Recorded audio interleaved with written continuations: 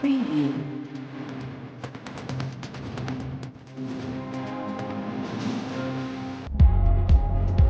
ಕೋಲಾರ ಜಿಲ್ಲೆ ಮಾಲೂರು ತಾಲೂಕು ಸಂತಳ್ಳಿ ಗ್ರಾಮ ಪಂಚಾಯಿತಿ ನೂತನ ಕಟ್ಟಡ ಉದ್ಘಾಟನಾ ಸಮಾರಂಭವನ್ನು ದಿನಾಂಕ 22/3/2025 ಉದ್ಘಾಟನೆ ಮಾಡಲಾಯಿತು.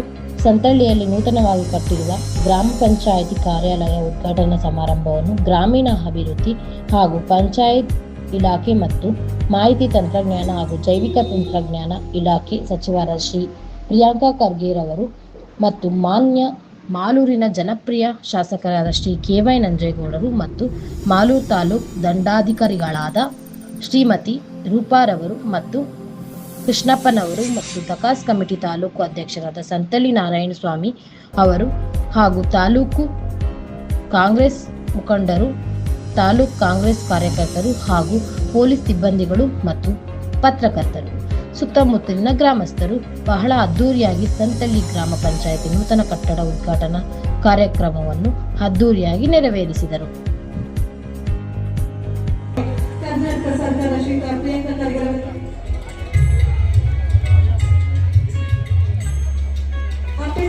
ಪುಸ್ತಕವನ್ನು ನೀಡುವ ಮುಖಾಂತರ ಗೌರವಿಸಲಾಗ್ತಾ ಇದೆ.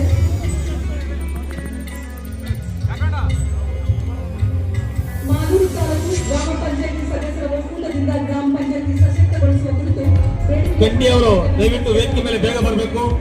ಸಮಯಾವಕಾಶ ಬಹಳ ಕಡಿಮೆ ಇರೋದ್ರಿಂದ